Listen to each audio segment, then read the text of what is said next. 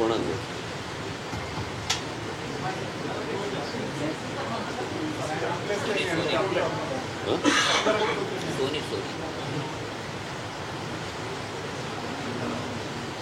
पाऊस पडत असताना आवाज ऐकू येईल. याच्यात येईल ना, हळू बोललेलं पण ऐकू येईल तुमच्या इथे.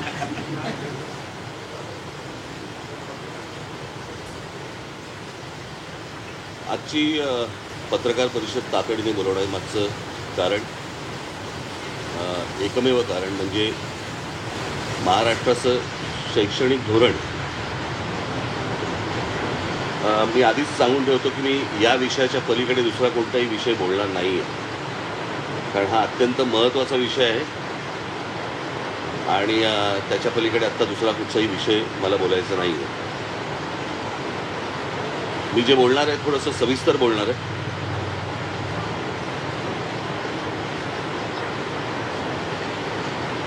महाराष्ट्र सरकारने त्यांच्या शैक्षणिक धोरणामध्ये असा निर्णय घेतलेला आहे की पहिलीपासून हिंदी सक्तीची करण्याचा. मी माझी 2 पत्र आत्तापर्यंत पहिल्यांदा ज्यावेळेला हे अशा प्रकारची गोष्ट आली त्यावेळेला मी पहिलं माझं पत्र जे काढलं होतं, एक उजळणी म्हणून मी परत एकदा ते पत्र जरा आपल्यासमोर मी वाचून दाखवतो. हे 17 तारखेचं पत्र आहे, 17/4. सस्नेह जय महाराष्ट्र. राज्य शालेय अभ्यासक्रम आराखडा 2024 नुसार महाराष्ट्रात पहिलीपासून हिंदी ही भाषा अनिवार्य करण्यात येणार असल्याचे मी वाचले.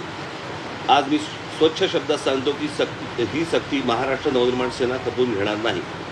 केंद्र सरकारनं सध्या जे सर्वत्र हिंदीकरण करण्याचे प्रयत्न सुरू आहेत ते या राज्यात आम्ही यशस्वी होऊ देणार नाही. हिंदी ही काही राष्ट्रभाषा नाही, ती एका देशातील इतर भाषांसारखीच राज्यभाषा आहे. ती महाराष्ट्रात म्हणून पहिलीपासून शिकायची. तुमचं त्रिभाषेचं सूत्र जे काही आहे ते सरकारी व्यवहारापुरता मर्यादित ठेवा, त्याला शिक्षणापर्यंत आणू नका. या देशात भाषावर प्रांतरचना झाली आणि ती इतकी वर्ष टिकली, पण आत्ताच ही दुसऱ्या प्रांताची भाषा इथे महाराष्ट्रावर लादण्याचे का प्रकार सुरू झालेत.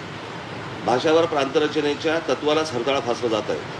प्रत्येक भाषा ही सुंदर असते आणि तिच्या जडणघडण्याच्या मागे एक दीर्घ इतिहास असतो, परंपरा असते आणि ती ज्या राज्याची भाषा असते त्या राज्यात तिचा सन्मान राखलाच गेला पाहिजे. महाराष्ट्रात जसा मराठीचा सन्मान इतर भाषिकांकडून राखला गेला पाहिजे तसा सन्मान इतर राज्यात त्या भाषेचा सर्व भाषिकांकडून राखला गेला पाहिजे. अगदी इतर राज्यात राहणाऱ्या मराठी जनांनी त्या राज्याची भाषा आपली मानली पाहिजे, हा आमचा आग्रहच आहे. पण ते सोडून या देशाची भाषिक परंपराच खिळखिळी करणार असाल तर ते आम्हाला मान्य नाही. आम्ही हिंदू आहोत परंतु हिंदी नाही. महाराष्ट्रावरती हिंदीकरणाचा मुलामा द्यायचा प्रयत्न करणार असाल तर महाराष्ट्र संघर्ष अटळ आहे. या सगळ्याकडे पाहिलं तर लक्षात येतं की सरकार हा संघर्ष मुद्दामून घडवत आहे. येणाऱ्या आगामी निवडणुकांमध्ये मराठी विरुद्ध अमराठी असा संघर्ष घडवून स्वतःचा फायदा घेण्यासाठी हा सगळा अट्टा सुरू आहे का? या राज्यातील अमराठी भाषिकांनी पण सरकारचा हा डाव समजून घ्यावा. त्यांना तुमच्या भाषेबद्दल प्रेम आहे असं काही नाही, पण त्यांना तुमची माथी भडकवून स्वतःची राजकीय पोळी भाजून घ्यायची आहे. आज राज्याची आर्थिक अवस्था बिकट आहे. सरकारकडे योजनांसाठी पैसा शिल्लक नाही. मराठी तरुणी नोकरीच्या प्रतीक्षेत आहेत. कर्जमाफी करून असं निवडणुकीच्या आधी सांगितलं, पण पुढे ती केलीच नाही. त्यामुळे कर्जमाफीच्या आशेवर असलेला शेतकरी निराश आहे आणि उद्योग जगताचे महाराष्ट्राकडे पाठ फिरवल्यासारखी परिस्थिती आहे. जेव्हा सांगण्यासारखी किंवा ठोस दाखवण्यासारखं काहीच नसतं तेव्हा फोडा आणि राज्य करा या ब्रिटिशांचा मंत्र इथे वापरला जातो. अशी शंका यावी अशीच पावलं सरकारकडून उचलली जात आहेत. बरं, हिंदी भाषेची सक्ती महाराष्ट्रातच का? ही अशीच हिंदीची सक्ती दक्षिणेच्या राज्यात कराल का? आणि करून तर बघा, तिथली सरकारं पेटून उठतील, पण इथलं राज्यातील सरकार आणि त्यातील घटक पक्ष निमूटपणे हे सगळं खपवून घेतात. म्हणून ही सक्ती केली जात आहे. बाकीच्यांचं आम्हाला माहीत नाही, परंतु आम्हाला त्याच्याशीही देणं घेणं नाही. पण महाराष्ट्र नवनिर्माण सेना हे खपवून घेणार नाही. पुन्हा आजच सांगतोय, महाराष्ट्रात जर पहिलीपासून हिंदी भाषा शिकण्याची सक्ती इथे कराल तर ते खपवून घेतलं जाणार नाही. शालेय अभ्यासक्रमाचं हिंदीची पुस्तकं दुकानामध्ये विकू दिली जाणार नाही आणि शाळांना देखील ती पुस्तकं विद्यार्थ्यांना वाटू दिली जाणार नाहीत. याची नोंद शाळा प्रशासनाने घ्यावी. प्रत्येक राज्यात फक्त त्यांच्या भाषेचाच मान राखला गेला पाहिजे. उद्या सर्व राज्यांमध्ये मराठी भाषा पहिलीपासून शिकवाल का? नाही ना. मग ही जबाबदारी मग ही जबरदस्ती इथेच का? हा मुद्दा टाळू नये असं माझं सरकारला आव्हान आहे. पण या आव्हानाला आव्हान देणार असाल आणि हिंदी लादणार असाल तर मात्र संघर्ष अटळ आहे आणि ज्याला फक्त सरकारच जबाबदार राहील. त्यामुळे सरकारने लोकभावनेचा आदर करत हा निर्णय मागे तात्काळ घेण्याचे आदेश द्यावे. माझ्या महाराष्ट्रातील तमाम मराठी मातांना, भगिनींना आणि बांधवांना, तसेच माझ्या मराठी वर्तमानपत्रात आणि मराठी टेलिव्हिजन चॅनल्सवर काम करणाऱ्या सर्व बांधवांना आणि भगिनींना देखील विनंती करतो की यात कोणताही वादविवाद न करता याचा निषेध आणि विरोध करावा. आणि हो, महाराष्ट्रातील इतर राजकीय पक्षांना जर थोडं जरी मराठी भाषेबद्दल प्रेम असेल तर ते देखील त्याला विरोध करतील. आज भाषा सक्ती करत आहेत, उद्या इतर सक्तीचे फतवे काढले जातील. म्हातारी मेल्याचं दुःख नाही, पण काळ सोकावतो. हे माझं पहिलं पत्र होतं. दुसरं पत्र मी दादा भुसेंना दिलं होतं, कारण ज्यावेळेला स्थगिती दिली गेली त्यावेळेला मी दुसरं पत्र हे शिक्षण मंत्र्यांनी दिलं होतं की गेले जवळपास 2 महिने महाराष्ट्रात पहिली इयत्तेपासून हिंदी भाषा शिकवणे यावर सरकारकडून प्रचंड गोंधळ घालणं सुरू आहे. सुरुवातीला पहिल्या इयत्तेपासून 3 भाषा विद्यार्थ्यांना शिकवणार आणि त्यात हिंदी भाषा ही तिसरी सक्तीची भाषा असेल असं घोषित केलं गेलं. ज्याच्या विरोधात महाराष्ट्र नवनिर्माण सेनेने आवाज उठवला आणि ज्याच्यामुळे जनभावना तयार झाली. ती जनभावना इतकी तीव्र होती की सरकारने तिसऱ्या भाषेसाठी हिंदी भाषेची सक्ती केली जाणार नाही असं घोषित केलं. मुळात हिंदी ही काही राष्ट्रभाषा नाही, देशातील इतर प्रांतातील भाषांसारखीच एक भाषा. ती शिकण्याची सक्ती का केली जात आहे? कुठल्या तरी दबावाखाली सरकार घरंगळत का जात होतं हे माहीत नाही, पण मुळात पहिल्या इयत्तेपासून 3 भाषा मुलांना का शिकायला लावायचा हा मुद्दा आहे. मग याबाबत आपण घोषणा केली की महाराष्ट्र राज्य शिक्षण मंडळाचा अभ्यासक्रम असलेल्या शाळांमध्ये इयत्ता पहिलीपासून 2च भाषा शिकवल्या जातील. पण या घोषणेचा लेखी अध्यादेश अजून का आला नाही? माझ्या महाराष्ट्र सैनिकांची माहिती आहे की आधीच्या 3 भाषा शिकवणे आणि त्यात हिंदीचा समावेश करणे या निर्णयाचा आधार घेऊन हिंदी भाषेच्या पुस्तक छपाईला केव्हा सुरुवात झाली आहे. आता पुस्तकं छापली आहेत, मग पुन्हा आपल्याच निर्णयावरती घुमजाव करायचं असं काही करण्याचा सरकारचा काही डाव तर नाही ना? असं काही नसेल असं मी गृहीत धरतो, पण असं काही झालं तर महाराष्ट्र नवनिर्माण सेना जे आंदोलन उभं करेल त्याला सरकार जबाबदार असेल. देशातील अनेक राज्यांनी इयत्ता पहिलीपासून 2च भाषा आणि हिंदीची सक्ती झुगारून दिली.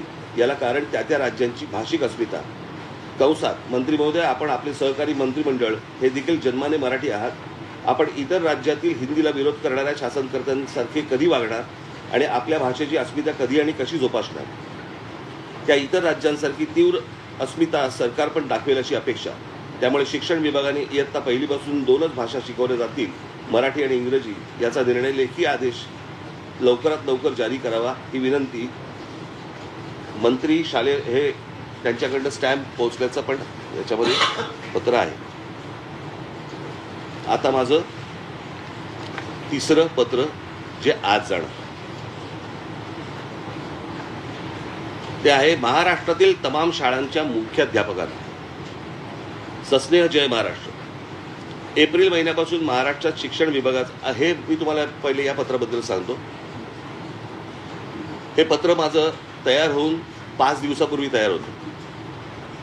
माझं मुख्यमंत्र्यांशी बोलणं सुरू होतं. त्याच्यावरती मुख्यमंत्र्यांनी हा आदेश आम्ही मागे घेत आहोत म्हणून मला सांगितलं होतं. त्याप्रमाणे हे पत्र त्यातले काही जर समजा काही बारकावे असतील ते आपण समजून घ्यावेत. हे 5 दिवसापूर्वीचं पत्र आहे जे आज जाणार आहे.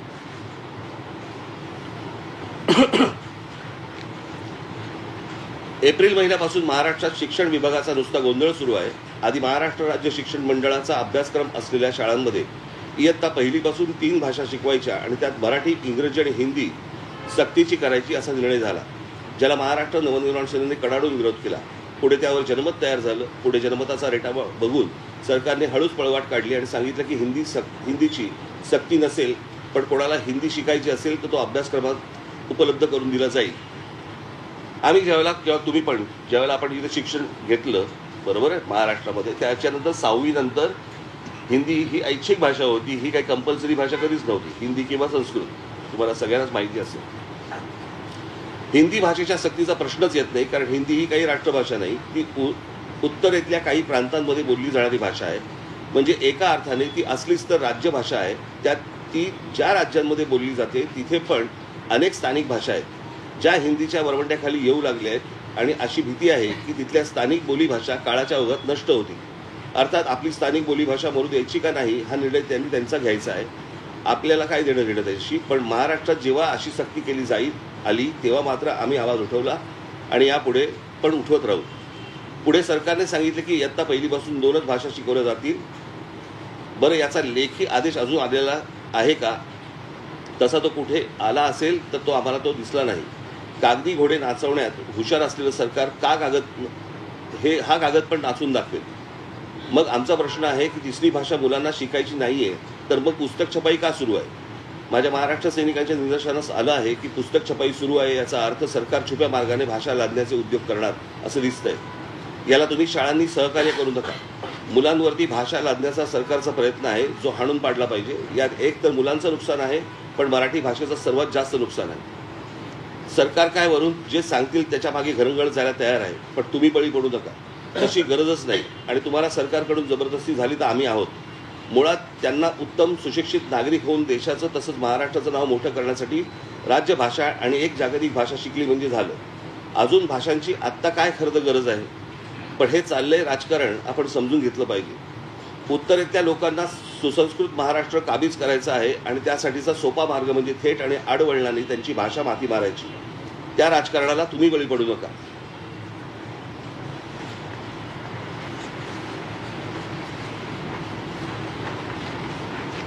उद्या ती मुलं मोठी झाल्यावरती त्यांच्या गरजेनुसार त्यांना हवी ती भाषा ते शिकू शकतात. पण आत्तापासूनच हे ओझे त्यांच्यावरती कशाला? तुम्ही ठाम राहिलात आणि सरकारचे मनसुबे उधळून लावलेत तर आम्ही तुमच्या पाठीशी पहाडासारखे उभे राहू. पण तुम्ही स्वेच्छेने सरकारच्या छुप्या हेतूंना मदत करून महाराष्ट्रातील विद्यार्थ्यांवरती भाषेचं ओझं लादणार असाल आणि अशी भाषा लादणार असाल जी शिकली काय आणि नाही शिकली काय फरक पडत नाही तर मात्र माझे महाराष्ट्र सैनिक तुमच्याकडे चर्चेला येतील. या विषयात जसा आम्ही तुमच्याशी संवाद साधतोय तसंच एक पत्र आम्ही सरकारला पण पाठवलं आहे. हिंदी भाषेच्या एकूणच तिसऱ्या भाषा शिकवली जाणार नाही याचा लेखी आदेश हवा असं आम्ही सरकारला ठासून सांगितलं आहे. तो आदेश काढतील किंवा न काढतील पण तुम्ही या बाबतीत सरकारच्या छुप्या हेतूंना मदत करणार असाल तर हा आम्ही महाराष्ट्रद्रोह समजू. महाराष्ट्रात या भाषा लादण्याच्या प्रकाराबाबत प्रचंड असंतोष आहे हे आपण ध्यानात घ्यावे. बाकी आपण सुज्ञ आहात. अधिक काय लिहिणे. हे माझं तिसरं पत्र आज जाणार आहे. मुळात मला सरकारचं हे काय धोरण आहे आणि कशासाठीचं आहे कारण केंद्रीय शैक्षणिक धोरणामध्ये असली कुठची गोष्ट दिलेली नाही आणि त्याच्यामध्ये दिलं आहे की राज्य सरकारने या गोष्टींचा निर्णय घ्यावा तिकडची संस्कृती पाहून तिकडच्या गोष्टी पाहून. मग हे राज्य सरकार ही गोष्ट का लागते आहे हे अजूनपर्यंत समजण्याच्या पलीकडे म्हणजे कुठच्या IAS अधिकाऱ्यांच्या लॉबीचा हा दबाव आहे का? आणि ही त्रिभाषा सूत्र हा फक्त सरकारचा विषय आहे. सरकार ते सरकारमधला विषय आहे. त्याचा शिक्षण धोरणाशी काय संबंध येतो? काहीच संबंध नाही त्या गोष्टींशी. उद्या उत्तर प्रदेशमध्ये मध्य प्रदेशमध्ये उद्या बिहारमध्ये तिसरी भाषा कोणती शिकवणार आहेत? मग ह्या बाकीच्या राज्यांमध्ये हे काय होतंय त्यातली अजून एक सगळ्यात महत्वाची गोष्ट म्हणजे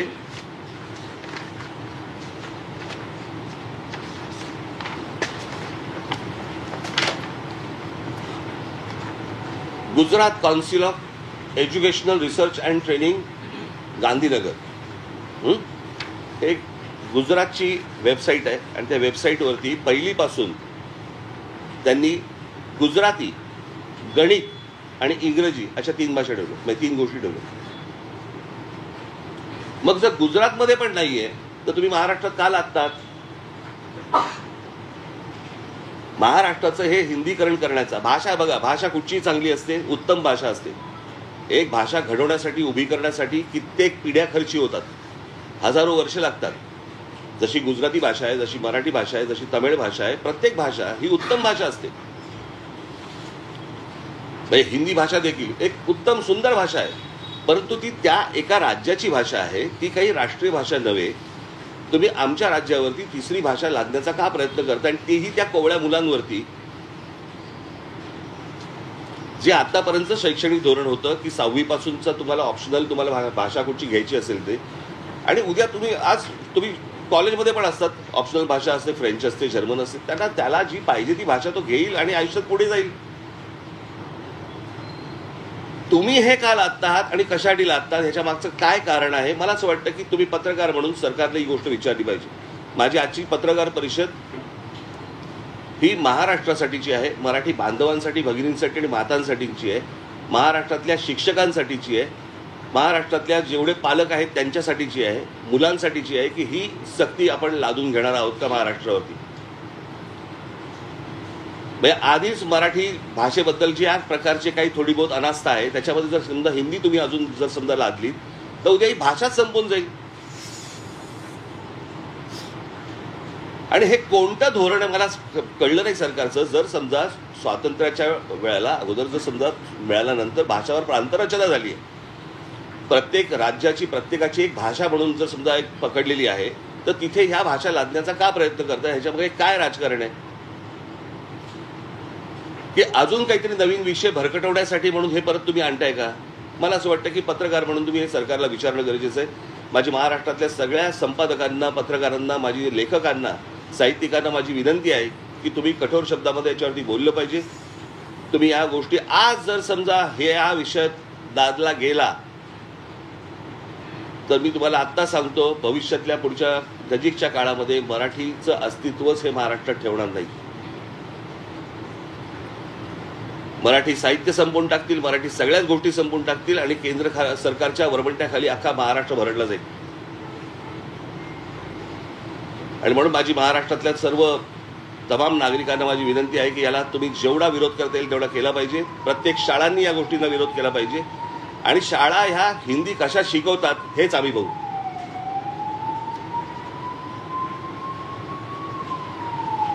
आणि हे जर समजा राज्य सरकारला आव्हान वाटत तर आव्हान म्हणून घ्यावं, पण हिंदीची सक्ती महाराष्ट्रामध्ये होणार नाही, कोणत्याही परिस्थितीत होऊ दिली जाणार नाही. गुजरातमध्ये, केंद्रामध्ये नरेंद्र मोदी आणि अमित शहा बसलेले असताना गुजरातमध्ये जर हिंदीची सक्ती नाहीये, आंध्र प्रदेशमध्ये नाहीये, तामिळनाडूमध्ये नाहीये, केरळामध्ये नाहीये, कर्नाटकामध्ये नाहीये, बऱ्याचशा ठिकाणी नाहीये, हे धोरण महाराष्ट्रावरती का लादलं जाते, कशासाठी लादलं जाते? मला असं वाटतं तुम्ही पत्रकार आहातच, परंतु या महाराष्ट्राचे नागरिक म्हणून मला असं वाटतं जबाबदारी तुमची देखील आहे आणि याला तुम्ही पूर्णपणे विरोध करणं गरजेचं आहे, आवश्यक आहे. एवढंच सांगण्यासाठी आजची पत्रकार परिषद होती. यांनी पत्रकार परिषद घेतली आणि त्या पत्रकार परिषदेमध्ये ते म्हणतायत की हिंदी ही सक्तीची नाहीये, तो पर्यायी. कसला पर्याय? नकोच आहे ना. कसला पर्याय? जो 6वी पासून आहे ना, मग तो पहिलीपासून का आणताय तुम्ही? मुळात महाराष्ट्रामध्ये शिक्षक कमी, महाराष्ट्रामध्ये शिक्षकांना पगार नाही, तुम्ही शिक्षकांवरती अजून भाषेची ओझी टाकणार आहात. म्हणजे IAS अधिकाऱ्यांना महाराष्ट्रामध्ये हिंदी बोलायला सोपं जावं आणि मराठी शिकायची गरज लागणार नाही, याच्यासाठीचे धोरण आहेत काही?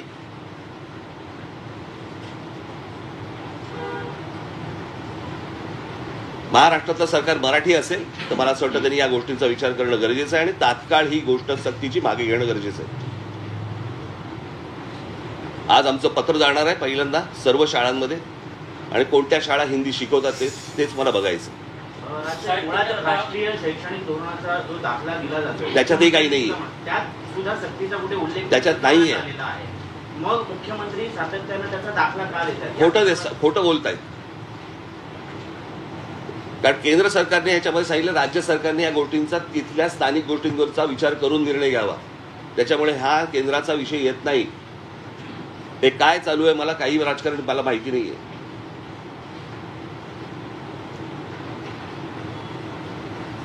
शाळा झालेल्या आहेत आणि आज तुम्ही पत्र सगळ्या मुख्याध्यापकांना पाठवणार आहात. बऱ्याचशा शाळांमध्ये पुस्तकांचं वाटप सुरू झालं आहे. असं असताना आपण किती कालावधी देता आहात? नाही, आजपासून सुरू होईल. तुम्ही काउंटडाऊनला जाऊ नका. मला असं वाटतं मी सांगितलेल्या गोष्टींवरती विचार करा.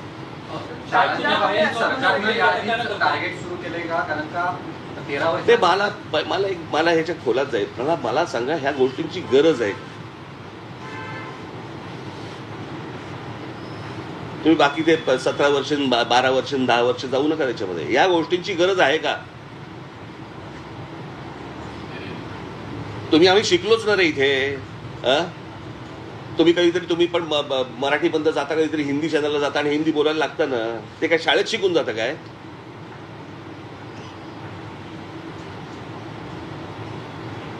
तुमची गरज असेल त्यावेळेला तुम्ही ती भाषा शिकाल, परंतु भाषा लादायची याला काय अर्थ आहे? बरं, कोणती भाषा जी राष्ट्रीय भाषा नाही, जी एका राज्याची भाषा आहे? मग माझे हेच प्रश्न आहेत ना. प्रश्न असा आहे की या सगळ्या ह्याच्यामध्ये मध्य प्रदेशमध्ये, उत्तर प्रदेशमध्ये, बिहारमध्ये तिसरी भाषा कोणती शिकवणार आहेत? मराठी.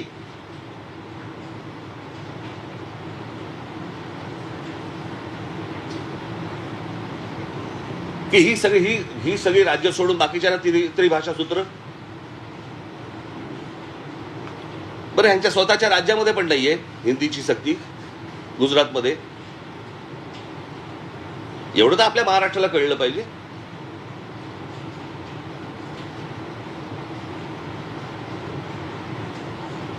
मला असं वाटतं की आज महाराष्ट्रामधल्या प्रत्येक राजकीय पक्षांनी या गोष्टींचा विचार करणं गरजेचं आहे. तुमचं अस्तित्व मिटवून टाकतील हे. तुम्ही मराठी आहात म्हणजे कोण आहात? तर मराठी भाषा बोलणारे आहात म्हणून ना. ती भाषा जर समजा मेली तर काय होणार आहे?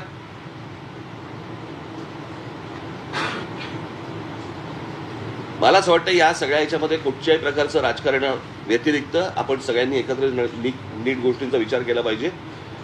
उद्या सगळ्या गोष्टींमध्ये हिंदी यायला सुरुवात होणार, कळलं का? आणि मग एकदा ते घुसलं नंतर नाही काढता येणार तुम्हाला. या आजच ठेचायला पाहिजे. ठीक आहे.